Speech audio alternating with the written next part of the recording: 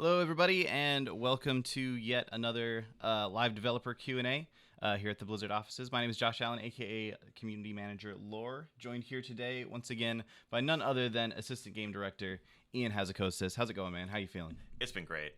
It's been a good day. It's been a good week. It's Yeah. been just very, very fun, very exciting. Both playing Legion ourselves and taking a step back and just seeing how launch went, how everybody has been reacting to the game, and just the overall excitement and enthusiasm around it. It's an awesome time around the offices right now for sure. Yeah, definitely. I guess before we get into the questions, Legion launched just like a week and a half ago now. How are you feeling about the overall state of the game right now? Because obviously it was a really good launch. Like things went really, really well. How are you guys feeling right now about the overall package? Great. I think we've seen people getting to max level, starting to get into World Quest, get into a lot of these systems that if they hadn't played the beta or really been super engaged with the beta, were new to that like figuring out the details of these systems was new to most people. And there's a ton of content out there, and I think the experience of hitting max level and almost being overwhelmed by Right. all that there is to do, but in a good way, is one that we're very proud of, and it's been fun seeing people kind of hit that point Nice. and realize like the journey is really just beginning. It's definitely not an end point when you hit max level, and it's a whole world of things to do, Yeah. a whole world of quests. Yeah, I mean, that's definitely how I've been feeling as well. But let's go ahead and get into these questions. First Sounds one good. here comes from Ishalizan. I think that's how you pronounce this. Question is, with the limited number of followers, why is there a cap? And will we get more of them as the expansion goes on? Okay, so on this, a couple things. So I think, yes, I would expect that we will have more champions as the expansion goes on in some form or another. It's definitely, a part of one of the vehicles we have for storytelling when it comes to your class order and your fight against the Legion. But I agree there's definitely some awkwardness in having 8 champions but only being able to use 5, especially when you unlock those last 2. When you kind of finish your Order Hall campaign, at least in the shipping game, and you realize like, oh right, I just got 2 champions. I have to disable 2 champions before I can do any missions. The reason for that though is there's some tension between wanting a certain number of champions to kind of feel like we're fleshing out the, Knights of the Round Table or the circle that you're building as leader of your order from a storytelling POV, but then also not wanting the mission system to grow beyond a certain scope, beyond a certain scale.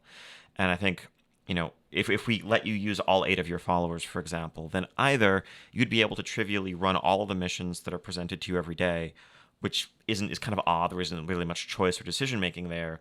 Or we'd have to increase the number of missions that we're presenting, and then we start to creep closer to that, Warlord's garrison territory, which is something we consciously wanted to stay away from. We carried forward a lot of the mechanics and a lot of, the philosophies, but we wanted it to be a much smaller piece of the overall expansion package, and that means that it's something that you check in on, once or twice a day, or you pull out your handy Legion companion app and take care of that way, and not something where you're micromanaging tons of different champions.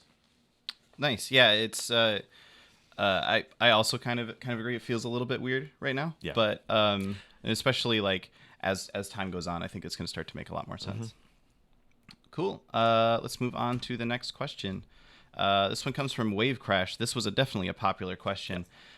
Who asked, why nerf Rockfeather Kite and Brulfist Idol? If you don't like the quote-unquote free-flying interaction, surely you could have just nerfed the Idol and left the Kite the way it was. And it's interesting, we've seen a lot of people saying, why didn't you just nerf the Kite? Why didn't you just nerf the Idol? And back and forth. Yeah. So what's your sort of take on this situation? So a couple of pieces to this. I think we deliberately didn't recreate Aviana's Feather exactly. The Emerald Winds toy is kind of in the same vein, but we wanted to give it a different interaction. It's more potent in some ways in terms of giving you control over your movement in the air, but obviously less potent in the sense of not knocking you up super high and letting you get that starting point of your trajectory. So once we realized that this combination of toys could recreate that exact experience, that felt like a sort of awkward workaround for something that we had consciously been trying to take a step back from. Now, more broadly, why nerf these things at all, right? Why nerf the Kite? We don't. It's not that we have an objection to that mechanic, right? It's not like we want everyone to always walk everywhere, because there are things like goblin gliders in the game, and it's actually in many ways to preserve the value of those things. It's one of the cool things about, one of the things engineers sell that people want to stock up on, especially when you're adventuring in a zone like High Mountain or Stormheim, are goblin gliders, because they're convenient, because they're fun to use. Well, when we introduce this readily available toy that is just superior in pretty much every way, I mean, it was a shorter cooldown and offered the same functionality, that feels like it really steps on part of what makes engineers special. It also steps on part of what makes things like demon hunters with glide special, or priests with levitate, or other forms of slow fall, and so on. I think, if we wanted to get rid of the gameplay entirely, we obviously would be cutting a ton of other things. That's not what this was about. It was about something that, a toy that encroached on class and profession space. And toys, I think, tend to be like, most toys are cosmetic, and I think it's always this awkward line that we sometimes toe, where toys become functional and you start to see, step one of a Legion guide is, well, go to High Mountain as your first zone, go to this spot, this spot, this spot, and this spot for these treasures with these coordinates. Yeah. And that's the most efficient way to begin. It's like, well, that's not really what toys are supposed to be about. I mean, we have powerful utility and other tools available, but treasures and toys are not necessarily the best way of delivering that type of functionality. Cool. Yeah, and even with the 15-minute cooldown, I've still found the kite to be very, very useful in cases where maybe I don't want to use a goblin glider at the moment. So. Exactly. I mean, it depends on how often that you're finding that situation comes up. Yeah. If it's not super frequently, then it still has your needs covered. And if you want it more commonly, be a demon hunter, buy a goblin glider. Yeah. Do one of those things. Cool. It's nice for engineering as well, just to make sure that they have something they can sell more readily. Exactly. All right. Moving on here. Question from ESL Notkind FX, I think is how this is pronounced, who says, Dungeon XP feels low. Any plans to change this to level our alts faster? So there's a ton of experience that's currently awarded from the quests that send you into dungeons at the end of each zone. Like, those quests will give you like a fifth of a level. It's one of the biggest chunks of experience you're ever going to come across leveling in Legion. So that's very deliberate. We wanted doing the dungeons to feel rewarding.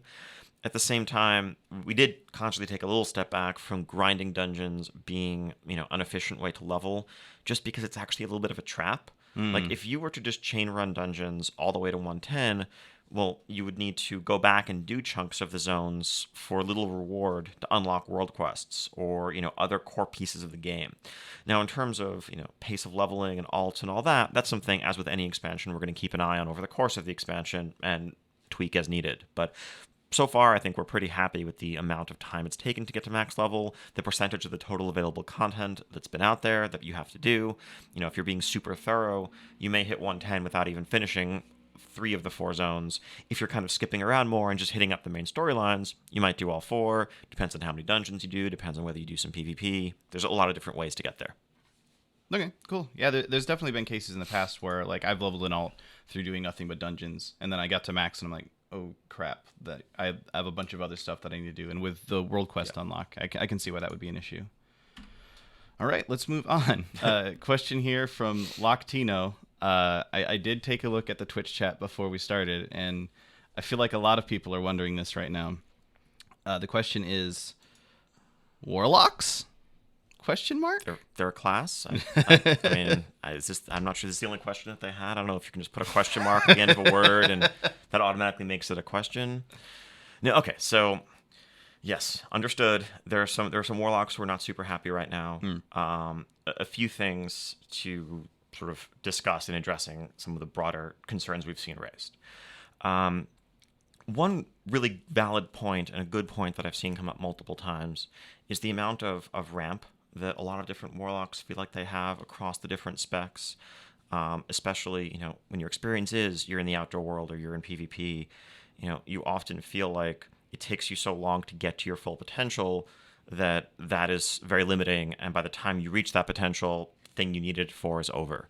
Right. It's, Especially whether it's in like 5-mans right now. And exactly, right. Or like if you're a demonology warlock, you need to build up resources, you need to get your demons out. Once you kind of hit that peak of all of your things lined up, well, unless you're fighting a long dungeon boss or a raid boss, which isn't even available right now in the game, like the circumstances around you have probably changed. It's very reminiscent of, makes me think back to almost like 8 years ago where rogues were when deadly poison was something that's stacked up, and rogues needed to get to 5 stacks of deadly poison on a new target, build up combo points, get up things like slice and dice, get up something like rupture on their target, and like there was layered ramping mechanics.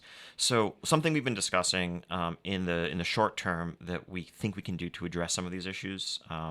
We're looking at a hotfix potentially within the next week that would change the default number of soul shards from 1 to 3.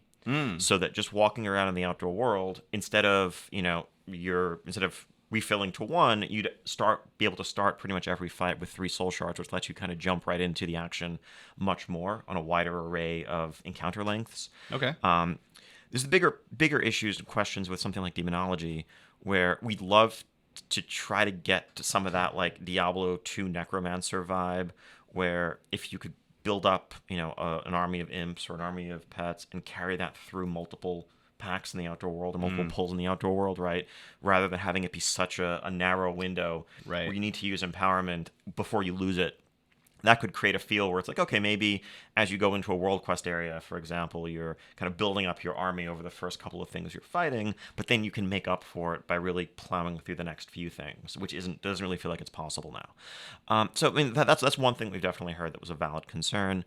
Other general concerns, I have seen a lot about mobility, about reliance on hard casts, definitely from a PvP perspective, which is also tied into mobility.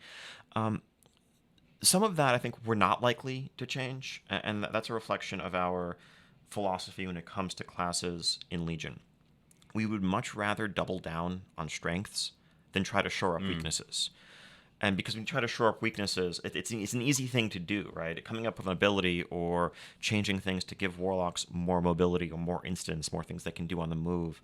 That's not a hard problem to solve, but what it does is it kind of tends towards that homogenization where when weaknesses go away, it's like if everyone's sort of equally good at everything, then what distinguishes classes from each other? So what if we'd rather... We're not saying things are perfect by any means.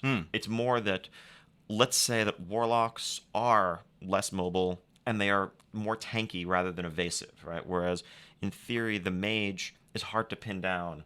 They're squishy if you can do so, but they're going to root you and blink away. They're going to, be hard to get a hold of. The warlock, okay, you can pin them down, but they should be tankier. They should be much more resilient in a way that reflects what the essence of a warlock is all about. So going forward, we'd rather look to build on those strengths and get all of you to a place where you are powerful, you are fearsome, but relying on those strengths. Other things I've heard, I know there's a lot of destruction warlocks who aren't huge fans of their mastery because of an RNG feel to it. And that's like... it's hard to argue with the psychology. I mean, I get that if you don't like the way it feels, I can't say, well, you're wrong. You should feel differently. Your brain should work differently, because, I mean, that's very valuable feedback. On our end, we think of it, though, as it's kind of like crit, right? I mean, it's very easy to look at, oh, well, I have this mastery that makes my Chaos Bolt have a huge variance in the damage that it does. But in most situations, you are casting many Chaos Bolts over a longer period of time, and it's going to average out. The same way, I mean, inherently, crit at its base is a 100% variance between a crit and a non-crit, and even higher than that for some specs that have crit damage boosters. And that's not seen as something that's crippling. It averages out in the long run. Obviously, there's some cases, like in PvP, if you have a very narrow burst window, hitting the low end of your range versus the high end of your range may be frustrating. But the flip side there is that also having that variability, having that high end versus just kind of splitting the difference every time, means that other times you will get that burst kill that otherwise would have eluded you.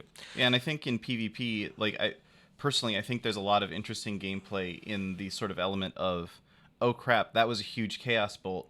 He's just suddenly down to like 30% health, and being able to have the sort of like mental gymnastics that you go through to be able to say, okay, he's low now, like right now is the time that we need to try to go for a kill, versus, okay, we Chaos Bolted and he's down to 60%, he's probably fine, let's back off for just a second. So I personally find that really interesting. And I think, and one other general point, and I'm trying to not, I don't want to sound patronizing in any way, though I'm sure some will take it that way. Appreciate the feedback, and I get when people are frustrated or unhappy with the state of their class, with the state of their spec, and you're just, you want to express that frustration. It's actually, it's very unconstructive in a lot of ways to communicate that frustration through spamming up threads or, just trying to start petitions. I actually went to the Warlock class forums on multiple occasions knowing, like, okay, Warlocks are clearly upset about something. What is it that they're upset about? Is there a summary of issues somewhere? And when 95% of the posts on the forum are just general, petitions and signed and let's delete and time to re-roll, it actually clouds our ability to get at the heart of the issue. Yeah. Like, not that we can't tell that there's an issue. Right. It's just we're actually trying to figure out, like, Yeah. and because a lot of the times also, there are all sorts of conflicting feedback. It's you ask 10 people, they're all unhappy, but they're unhappy for different reasons that are often directly opposed to each other. We're trying to make things better for person A would actually make them worse for person B. So we're trying to understand kind of the broad base of shared issues. Things like ramp up time.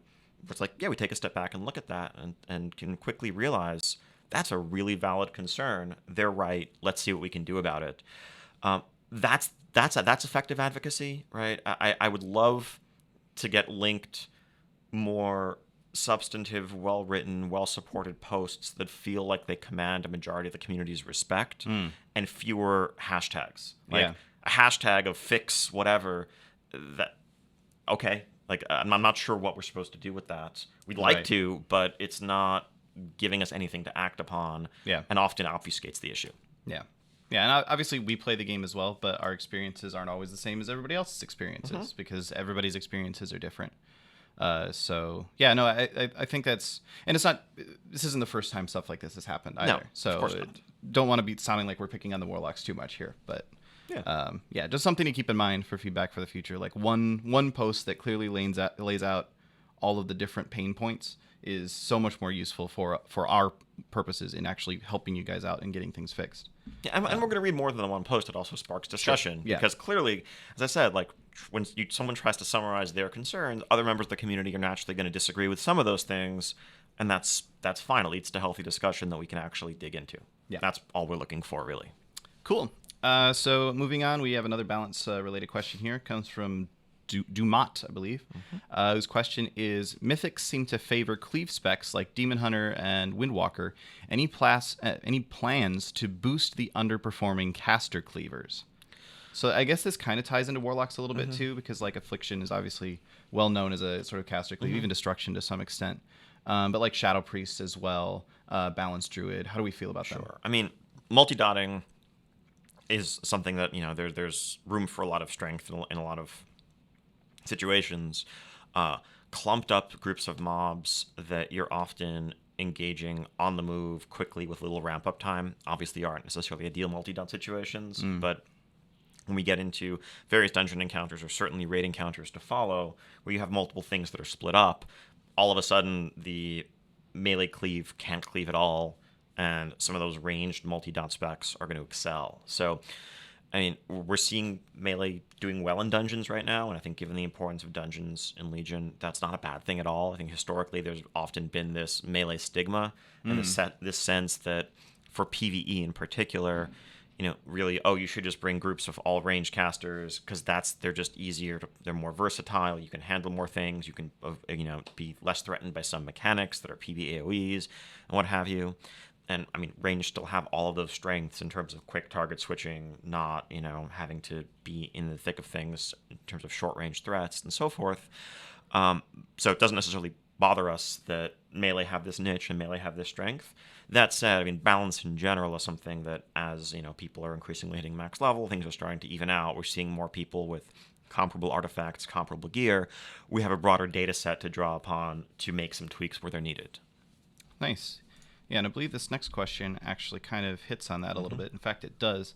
A question here from Vmoda, who asked, considering we are 1 week into Legion, I would like to ask you what the plan is regarding balance. Will there be more frequent updates and fixes? So yes, I guess I'm not sure. People may have different definitions of frequent. I Sure. think when it comes to class change, we'd rather let things bake for a little while and make class balance changes in a bundle rather than doing a whole bunch of little one-off fixes where we tweak one ability for one spec and then a few days later tweak something else for some other spec. Right. We want to give a chance, as I was just saying a moment ago. Now that people are hitting max level, we're getting more and more of that data that's going to be invaluable for us to balance things. And as raids open up, that's something that will give us even more data. Yeah. I think it wouldn't surprise me. I think we're probably targeting a set of tweaks just before raids open, so maybe the end of next week, somewhere around there. We'll try to communicate those via hotfix notes in advance so they're not catching people by surprise. And I think the focus there is going to be mostly trying to bring up underperforming specs, though without being too disruptive to the sort of hierarchy of specs. We don't want to make someone feel like they made the wrong decision with their artifact. We just want to make sure that whatever decision you did make, you are viable and you feel like you can contribute and you're valued in a variety of situations. And I think the reality is, and we would love for balance to be perfect. Balance isn't right now, and we're working on it. But there are so many different variables. Not to make excuses, but making excuses. We've tried to pin things down as much as possible over the course of beta, but with as many changes as have happened to fundamental spec rotations, plus the added variables of all the different artifact traits, some legendaries people are starting to get now, and so forth. Players are definitely finding interactions, and in some cases new rotations or new priorities that weren't things we'd originally taken into account, and it's going to take us some time to sort through that and get to a good place of equilibrium. Cool. Yeah. You mentioned artifact traits. Like I've seen several classes that have been saying like I was bad. Then I got this artifact trait and now I feel pretty good. Or just situations like obviously right now we have mostly 5-man's world quest. That's kind of the real PvE content right now. And then as soon as you get into a raid, all of a sudden, like even with warlocks, which we were talking about earlier, with that long ramp time, when a fight goes from being 2 minutes long to being 10 minutes long, the ramp time actually matters less. Exactly, so. And I think the content that people care about balance most for, which is to say, Mythic Keystone Dungeons, raided PvP, raid content, none of that's available yet. Right. So that's also going to shake some things up when it happens. So, I guess just to. I don't mean to stick on this question for too long, but just an extra sort of note in there is we don't want to make the wrong changes too early because we were doing like a knee-jerk reaction, like, oh God, change this guy and change this guy and change this guy. And then we have to go in as soon as raids open and go, okay, now they're just way overpowered. We need to nerf them again. Exactly that. We'd rather be conservative rather than risking pendulum stuff where we're overshooting and having to pull things back. Also, finally, outside of just balance, I think there are mechanical tweaks, things that we want to do to improve gameplay for different specs, which really aren't appropriate for a hotfix. And so those are some things that players will start to see when the 7.1 PTR goes up and beyond. We know we made a lot of change here in 7.0. Internally, we kind of liken it to, if you think of a pond or a lake, we dropped a giant boulder into that lake, and there's going to be huge ripple effects that kind of will dampen out over time. But we know there's going to be iteration, and hopefully less iteration with each successive patch. But we have problems to solve. We're going to work on solving them and get to a place where there's a lot more stability. Cool. Moving on. Next question from Grofu Millimi. I managed to pick questions from people that I can't pronounce their names, so I apologize for that. The question is pretty simple. When will monk roll be fixed? And obviously this relates to Demon Hunter Fell Rush as well as Flying Serpent Kick. Yes. Hopefully very soon. We're actively working on it. I think in the most recent hotfix notes that went up, there was a hotfix that we're testing was in progress on it. That's still the case. We know that it's a miserable experience when your core mobility abilities fail. So when you're supposed to go from point A to point B, and instead you go from point A to point 8.1, like that obviously is not ideal. But it has been proving to be a difficult issue to fix. Moving on, question from Cladria, who asked, do you have plans to continue the Class Hall story in 7.1? Not in 7.1. I think the story focus in 7.1, as we've laid out, revolves around the Karazhan dungeon. It revolves around wrapping up the story of Stormheim and Odin and Helya there, and then continuing the Suramar campaign, the Suramar chapters, to really learn more about the Nightfall and insurrection against the Grand Magistrix and the Nightborn in Suramar. There is more Class Hall story to tell, but that's going to happen later than 7-1. Okay. Moving on. Next question comes from Illiterate, who asked, what's the reasoning behind the warrior class campaign taking significantly longer than other classes? We screwed up. We're gonna speed up the time on some of those missions. There's a lot of there were a couple of bugs in the process. So the warrior campaign timing is actually the timing we intended for all classes. Oh. Yeah, I know. There were some last minute bugs that cropped up that actually other class missions were supposed to, some of the shorter ones were actually supposed to have a cooldown on after completing it before the next one would pop up. If you remember, if you did shipyard missions for the legendary ring in 6.2, one of those would pop up every few days. They weren't constantly chaining into your log one after the other. And so the intent was for that to all even out. The thought was for it to be more like a 2-week process rather than a 5 to 7 day process. Obviously, the result of the bugs is that warriors get the short end of the stick. That's not a situation that we're going to, keep that way. Right. Though, I think everyone who's been working on it at this point is getting to unlocking their 3rd relic slot. But we want to make sure that it's fair for people going forward. Cool. Now, you shouldn't feel like warrior. You took the wrong choice for your relic slot or anything. Cool. Next question from Flare79, who asked, quest logs overflowing. What can be done? It needs to be double or just remove the limit? So yes, there's a lot of content in Legion, and we've seen people. I think I personally myself ran into a couple of situations where I hit the quest log limit and couldn't accept a new quest. Our biggest concern with raising the limit is that increasingly, if you imagine, all right, let's say we let you have 35, 40 quests. We can do that. It's that at some point it becomes incredibly unwieldy just to parse and keep track of all of those things. We see it more as we'd rather look at the underlying causes and ask why people are needing to have that many different quests in their quest logs. In some cases, it's because you're holding on to really old things that are just cluttering up your log. I think I personally abandoned a couple of quests that I'd still had in my log from Warlords that I told myself I was going to get around to one day, like in quests for my garrison. When I ran into that problem, you don't need those things in your log, and that's kind of what the limit's there for to some extent. That said, we recognize that, especially with the non-linear leveling in Legion, the ability to hop between zones, and the different sources of content like professions, Order Hall campaign stuff, it's quite possible that, you might have 3 quests pushed to you simultaneously as part of your Order Hall campaign, none of which we ever want you to abandon, but they're also things you're not going to complete right away. It's things like do those next 5 missions or complete this number of world quests or go to this dungeon and get this thing. So one thing we could investigate in the future would be having some special story quests that we know we don't ever want you to drop not count towards that limit. That way, we can kind of not work against that.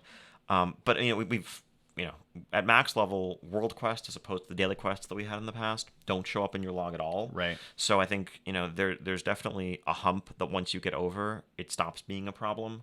I think my own personal experience hitting 110, it was definitely this sense of wow, I have a lot of stuff in my log, and then I kind of worked through the profession quests that I had built up. I hit up those dungeons to finish those dungeon quests that had still been lingering there, and then got to a point where it was pretty much Suramar campaign stuff and not too much else that was coming in and being added to the log. But we definitely recognize it's an awkward experience when it happens, so don't want to minimize that. Yeah, for me, I found it was actually a lot of the sort of small side chains in Suramar that ended up causing the issue for me. Yeah. Because I would be on the way to do a world quest or something, and I'd go past the little exclamation mark and be like, oh, I should pick this up so that I remember to come back and do it later. And so I just ended up with a whole bunch of quests that I wasn't even working on, sitting in my quest log. All right. Here's a question from Corehard. This has been another popular one, asking, why is there any cross-realm zone in Legion's area? Okay, so there's a whole lot of new technology that supports the way the outdoor world works in Legion.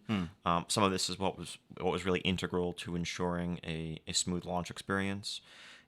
People who may remember around Draenor launch, when we might have had 1,000 players in Frostfire or in Shadowmoon Valley.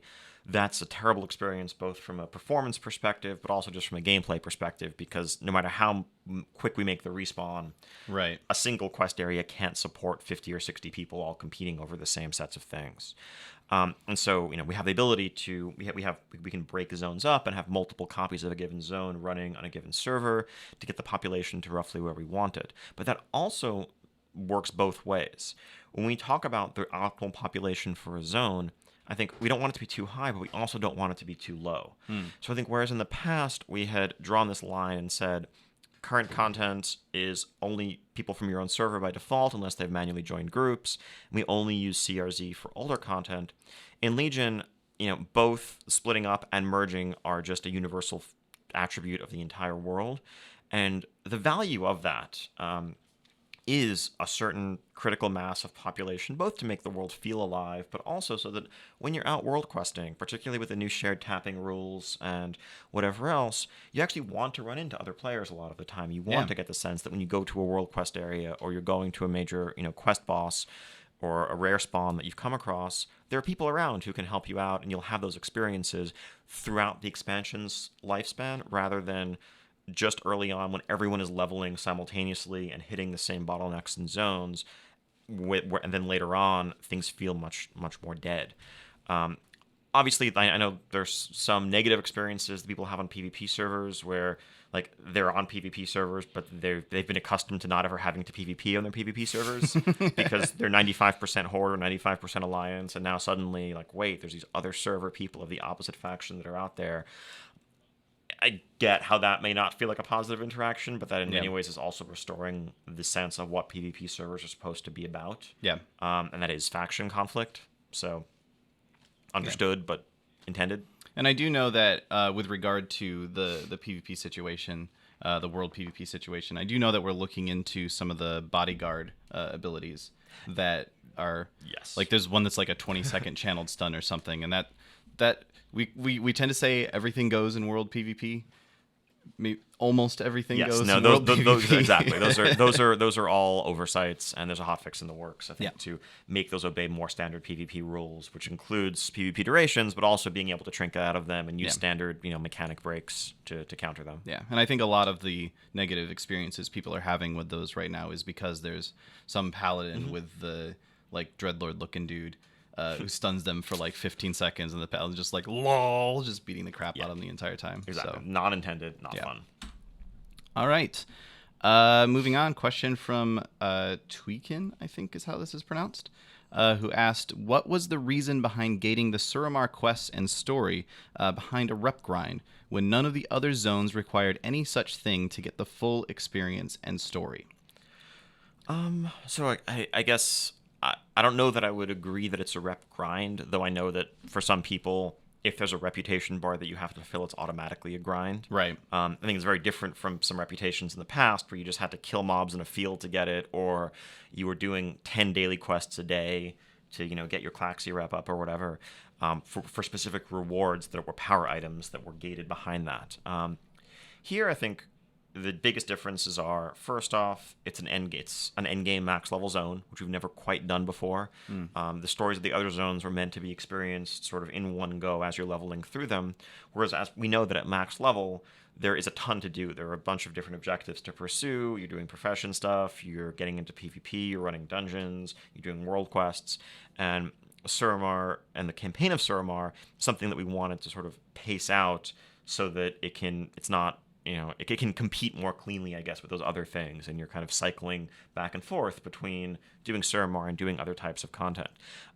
For most people, especially at this stage, the bulk of the reputation that you're getting isn't actually from repeatable sources. It's from just playing through one-time quests throughout the zone, all the little things hidden in the nooks and crannies of the zone as you're learning more about the culture of the Nightfallen, about the people of Suramar.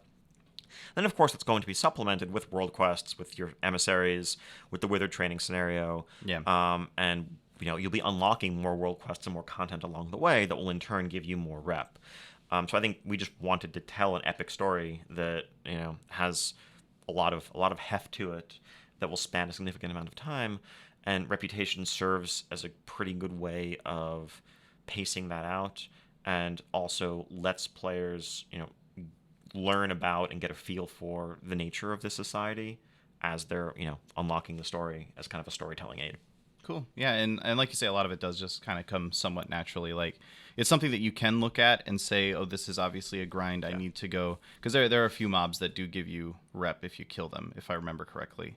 I haven't purposefully sought them out myself, so that may be incorrect. I don't believe so. Okay. Not any repeatable way for Nightfallen. Okay, cool. But it can be the sort of thing you look at and you say, now I need to go and find all of the different ways to get Reputation for this because I got this quest that said reach Revered with the Nightfallen or something. Yeah, I mean, it's mostly just do the content of Suramar to unlock more content of Suramar. And a reputation bar is a very handy way of communicating that, rather than sort of more invisible requirements that are harder to express what you have to do to get to the next stage. Yeah, maybe worth thinking about it from the perspective of once I hit the next rep. Once I do hit the next rep, I should come back and do more stuff here, not necessarily I need to work as hard as possible to yeah, get and to I think that right next now stage. there are some people who are working specifically towards unlocking the Suramar dungeons. But I mean, we're seeing people already doing that, and it takes about a week and a half of intensive Suramar questing, which isn't that huge in the grand scheme of things. We deliberately positioned that unlock, 2/3 of the way through Honored. There's plenty of rep beyond that, but that really is mostly just for story, cosmetic rewards, and a couple of items. But that's not something that I would imagine is going to be a driving goal for other players. It'll be more something that just happens organically as you play a bunch of Suramar. Next thing you know, you're revered and you're unlocking the next chapter. Yeah. But it's very different than it was, let's say, in Mists, where you couldn't spend your Valor points until you got to a certain threshold, and that was a much harder gate. Yeah. You mentioned the dungeons just a second ago, and we have another question here from Brandon RF94, who asked, will Suramar Reputation be account-wide? Getting alts attuned for the 2 mythic-only Suramar dungeons could be painful. No plans to make it account-wide. I think in general we want character progression to be something that the character does, and part of playing an alt should be about earning power, earning access to things, and earning the same things that you would on your main. Pacing-wise, I mean, certainly down the line we can take a look at the reputation required if it feels like it's a high barrier to entry. Maybe months from now it's lower rep requirement to get in, though as I just said, we're seeing that there's already tons of pre-made group finder groups forming. If you just search for dungeon groups, you'll see a lot of Quarter Stars and Arcway groups, and more people are getting in there, and we're just a week and a half into the expansion, so it doesn't feel like it's this impossibly distant, unattainable goal. Yeah, that's a good point as well. Like we're talking about an expansion that's been out for a week and a half, and it will be out for much longer than another week and a half. So a little bit. Yeah. So I know everyone wants to get right into the tasty new content right away, but sometimes it's okay for things to take a little bit longer to get into. Moving on, next question from Krills, who asked, are you going to increase rep earned with various factions, or are you happy the way they are? Got all sorts of rep questions for you. Honestly, pretty happy with how things are so far. World quests give you a good chunk of rep. If it's your emissary for a given faction for a given day, that's going to give you a huge amount if you just do those 4 world quests. Then other than that, if you're particularly interested in a given rep, just keeping an eye on the world quests popping up in that zone will give you steady progress towards those goals. And again, I think a lot of the high-end rep goals are more for cosmetic and prestige sorts of things, achievements and long-term unlocking flying and whatnot, and less this power item that I must have ASAP. Right. All right, moving on. Question here from Bladebuster, who asks, Kosumoth, what inspired you guys to add this puzzle to Legion? An awesomely creative design team, honestly. It's cool to have mysteries and secrets in this world of data mining and everything kind of coming out during PTRs, during betas. Kosumoth was actually, I think he was spawned on beta, but the puzzle to unlock him was actually disabled for the entirety of beta. We just tested it internally so that it wouldn't leak out, get figured out ahead during the beta cycle. Yeah. We weren't entirely sure if it actually, there was a while where we figured that it was actually too obscure we were like, wow, how is anyone ever going to do this? And so, our world is vast and full of secrets, but we also, can never underestimate the resourcefulness of our community. I think when they crowdsource the problem and work together as a group, scouring the world for these orbs and spreading out to try to interact with them in various ways, something that would probably be pretty much impossible for one person to ever unravel on their own became manageable. So it's been really fun seeing the player excitement and enthusiasm around it. We are working on a hotfix to make the orbs more multi-interact friendly. Right. That's something that there are a couple of wrinkles. We want to make sure that we don't inadvertently break them the way we broke the spyglass back in Draenor, because hotfixing object interaction is more complex than you would think because of client caches and stuff like that. But as soon as we can get a fix that we're comfortable with out in players' hands, we will. And then more people who want to follow in the footsteps of the intrepid explorers who found this in the first place can do so. And what I thought was really cool about this particular story is that the people that unlocked this were actually looking for something else entirely, which I believe, as of this morning, they'd figured out the other thing as well. And so it's cool. And there's a lot more hidden stuff. Oh, yeah. I mean, seeing Legion, all the discussions obviously. about hidden artifact appearances and... Hidden what now? Hidden artifact appearances and, different specs, theorizing and searching for how theirs might be obtained. It's pretty cool. Yeah, definitely. All right. Question here from Virel, who asked, am I ever penalized for queuing 2 artifact knowledge orders at once, or does the system adjust the days to keep in line with the catch-up mechanic? I've seen a lot of just general confusion about this. I know a lot of people, when they first hit level 110, they queued up 2, and they saw the first one was 4 days, but then they added a second one, and it said everything will be completed in 9 days. I said, wait, hang on, math. What's going on here? Right. So I think the way the catch-up mechanic works here is that there's this sense of like the maximum knowledge that you could ever have, which is if you hit 110 on the 30th within the first day and you started working on your knowledge, it was a 5-day work order right away. If you hit 110, let's say that following weekend, and you're at least a few days behind, your work orders are 4-day work orders instead of 5 to kind of get you caught up to within a few days of the very vanguard. And if you're even farther behind, if someone comes along 2 months from now, let's say, and they make an alt or they hit max level for the first time, they're going to see 3-day work orders for a while just to kind of get them caught back up. So what they were probably seeing was... the first 4-day was them being a bit behind, but then that was going to catch them up to roughly on par with the front runners, and that's why that happened that way. In general, I would just say don't overthink it. I know it's like there's a lot of the artifact system and how does knowledge work and all of this that can sound complicated if you try to dissect all of it. Just earn your artifact power, spend your artifact power, keep knowledge studies queued up whenever possible. The reason why we let you queue 2 up is so that you never feel like you have to log on at the precise moment that your last one completed to start the next one, otherwise you're falling behind. So if you just hit max level, queue up 2, and every time 1 is done and you collect it, you re-queue the second, you'll be behaving optimally. Yeah. I never want to say no, there's no bugs here definitively, because you never know. There could always be something. It's possible, but we understand. Like, we haven't heard anything that we can't explain with how the system works. It seems like the system is working how it's supposed to, and there's no weird extra like, oh, don't queue up your second artifact knowledge because it'll take longer sort of mechanic going on, which is good to know. I've actually seen a lot of people that were confused about that. Question from Sam M155, who asked, will you be adding more new features to the companion app? Potentially. I mean, I think it's certainly it's been awesome seeing the enthusiasm that the companion app was met with. Tons of people have been making use of it, and it's a nice fit for keeping track of world quests and managing your order hall champions, while you're away from your computer.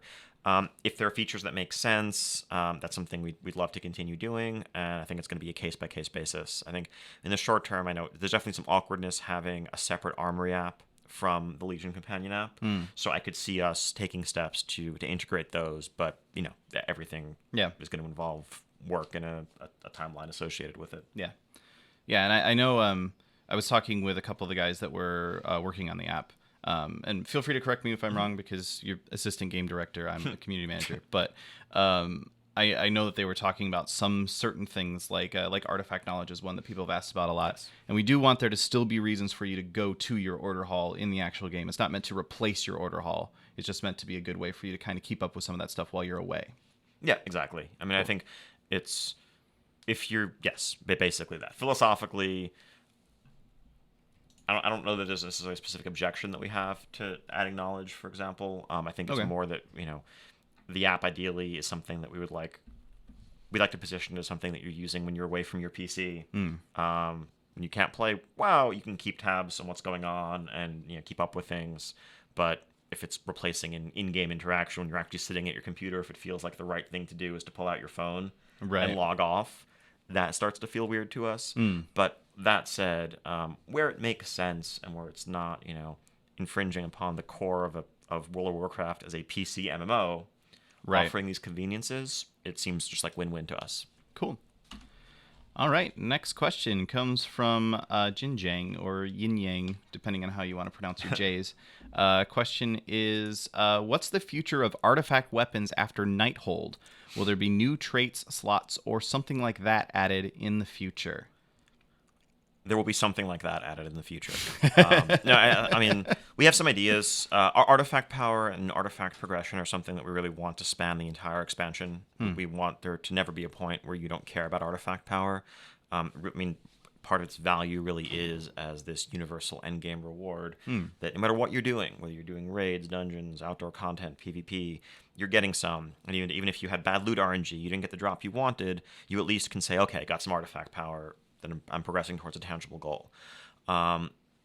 We want to see how the system continues to play out, which will inform the decisions we make and which of the several options that's on the table we go with for future patches. But there will be extensions of the artifact progression system going forward. I do think it's important to look at this, look at artifact power especially, as it does kind of need to be something that you still want through the whole expansion to some extent. Because like systems like World Quest, for example, like there's pieces of gear every once in a while that show up that I look at and I'm like, oh, that's a big upgrade. But no matter what, I know that if I were to log into the game right now, if I were to shut off this stream for some reason and go log into the game right now, there would be at least a few world quests I could go do that would give me artifact power, and there would absolutely be something valuable for me there. So I think it's good to have something like that that's always going to be useful. Yep. Cool. Moving on. Another artifact power related question comes from Lishaza, who asked, is there any plan to allow players to carry over artifact power to a different spec if they find they don't enjoy it at max level? No, there no plans to transfer artifact power between weapons. I think the main thing is that the way knowledge works, and as players have already seen, what matters most for developing your weapon is the actions that you've taken most recently, within the last week or two. Once you hit max level, you'll find that the artifact power available at max level. Like I think this morning I just did a 680 artifact power quest up in Stormheim. That is enough to buy multiple traits in a Note to brand, self, yes, go do that quest. in a brand. It's on the like elite Hellarjar cool Kvaldir Island in the northeast. But yeah, like once you hit max level, you can trivially get the first 13 or so traits in your other weapons without much sacrifice. And as knowledge ramps up, it will make it much easier to catch up and switch over. So let's say if you've been playing Fire Mage for the first few weeks and you decide that you actually want to go Frost or Arcane later on, it'll probably just take you a week or two for your weapon to surpass where your old one was. And I think there have been some helpful guides that other sites have put out looking at exactly what the difference is in trying to maintain two weapons or three weapons versus just one, and really like making that switch. You have a short-term shortfall of like maybe 1% to 2% power, if that. Yeah. And that's a gap that will shrink over time. Yeah, it's easy to look at the costs and feel like it's super daunting. But in a lot of ways, actually, those costs work out to be advantageous towards wanting to like. So, for example, it's funny you mentioned Fire Mage and then trying out another spec. So I leveled as Fire Mage, and I got my artifact to 13, got my first golden trait, and I was like, okay, I like Fire. I kind of get what it's like, but I kind of want to try Arcane instead. And I was looking, and so I guess tip for people, the 14th trait costs 6,840 artifact power. Getting an artifact to 13 costs very slightly less than that. Yep. So once you get that first golden trait and you get to that point where it's like it starts that ramp up, if you want to try another spec, go for it, because it's only going to take you like a day or so to get back to the same spot. It's people haven't, if people who aren't on beta may not have an appreciation for just how much artifact knowledge will ramp up over time. Yes. Yeah. It's a very exponential system. You'll find yourself 2 months from now looking at your World Quest map and seeing it littered with 5,000 and 6,000 artifact power World Quests. And so the decisions you're making now, like obviously they're very impactful to your gameplay experience today. But a month from now, if you decided that you really wanted a different spec, there rapidly wouldn't be a meaningful difference between the version of you that stuck with it all along and the version of you that changed your mind a month in. Cool. It's actually like I'm not so hot on the math, but I know looking through it, like seeing all the math and seeing other people that have worked it out, I'm like, okay, actually this actually works out to be pretty good. So cool. Another question here from Flare79. Who asked, Auction House is a mess. There's so many 400 stacks of 1 listings. Why not limit stack of 100 or less to 20 and unlimited 100 plus stacks? So there's lots of numbers in this question, which made my brain go a little bit squiggly. But AH is a mess pretty much sums it up. Yeah. I think that's the important part of the question. Yeah, it is. Our auction house, our in-game default auction house UI is pretty unacceptable at this point. It's something that I think it's past due for a revamp. You know, every time around we have to make decisions and decide what to prioritize and what pieces of our UI we're going to work on. You know, this time around we did a lot of things with stuff like nameplates. We of course added the all new transmog UI and so forth. But it's eye-opening in a bad way when you get your profession quest as a blacksmith or leatherworker and it says, well, bring me 40 laystone ore, and if you're not a miner, go to the auction house. Yeah. And then you just see page after page of 1 stacks, and you have to go through so many clicks. It's pretty rough. One thing we're doing, but that's going to be a slightly longer term project, unfortunately. I hate to recommend add-ons, but in the meantime, something like Auctionator or the like is pretty solid and there lightweight. There are some really good. But that should not be the answer. Like that's a failing on our part if you feel like you need that to use a basic piece of the game's functionality. That said, we're looking at some changes in patch 7.1 to the logic of how items are sorted and displayed on the auction house. I think a big part of why you see so many 1 stacks is that we currently sort by absolute total stack value. And so, you know, a 1 stack of ore for 10 gold will get sorted before a 5 stack of ore for 20 gold. Even though the 5 stack is actually 4 gold per ore, and the 1 stack is 10 gold per ore, the system is just saying, well, 10 is smaller than 20. In 7.1, we're hoping to be able to sort just by unit price so that you'll see the cheapest stuff first, regardless of stack size. The reason why we wouldn't want to limit stack size too much is that a lot of the time, well, I only might need 5 ore. I might have 15 and need 5 more to complete my quest or to craft the item that I want to make. And if I can only buy it in stacks of 20 or 100 or something, I might have that it may involve overspending significantly, which might not matter on something like cheap ore, but might be a really big deal when you start talking about more expensive materials. Yeah. And even just that subtle change can actually change behavior a lot. So you end up seeing, because right now a lot of people just sort of understand 1 stacks sell more often. Exactly. And so that can be part of why the 1 stacks sell more often. The hope is that by just showing the cheapest stuff, we'll remove a lot of the incentive that people have to spam up the auction house with 1 stacks. Cool. Which will help it for everybody. Excellent. Another related question here from 89 Adam Ray, who asked, are there any plans to improve the guild finder / search system in the game? Yep, this is an area that definitely needs some work. It's probably more of a future expansion type feature than something we're going to do in a patch because it's a pretty significant overhaul that's required. But, you know, for a game where social elements are as important as they are to WoW, we can do a much better job of trying to connect you with like-minded players with similar schedules, with similar goals, out of the millions that are playing our game. Right. Cool. We're starting to run short on time, so I'm going to try and get through these remaining questions as quickly as possible. Question here from Cool as Ice, who asked, any change or fix about Dalaran Underbelly PvP problem in PvE realms? So, until recently, the Underbelly was definitely overpopulated, which was compounding a lot of these issues. We probably could have done a better job, and we'll look at how we can improve this, of messaging the fact that there is a guard captain available who will rent out bodyguards for the low price of 5 gold that protect you from PvP even when the sewers are in chaos mode. The intent was not like this is a place where you must go and you can't opt out of getting killed by other players. But we also did want to explore this sort of seamy underbelly of the big city of Dalaran and chaos happening down there.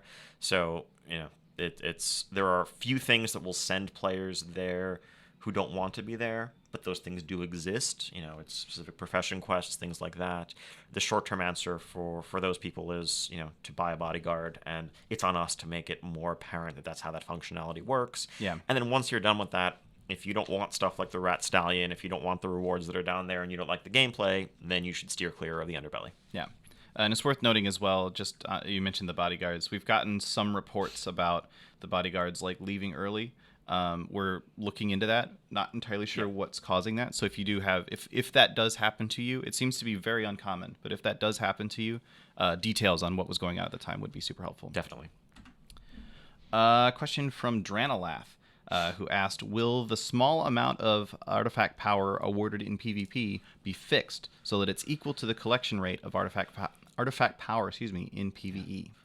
PvE is very, very broad, obviously, right? Ranges from everything from normal dungeons to world quests to high-end raiding. We're looking at artifact power gains. Definitely, as we get more data, we're going to take a step back and make sure that there aren't any huge imbalances. Part of why we started out conservative with PvP in particular is that skirmishes and arena matches in general are something that you can spam very quickly and really churn through a lot. And it's much easier to buff than it is to nerf with that type of system. Right. So we were trying to be conservative out the gate. When rated PvP becomes available, that's going to be a more lucrative source of artifact power. But our intent is that if you are a dedicated PvP player and that's just what you want to do with your time, that should be a totally viable path towards leveling your artifact and unlocking all its traits. Cool.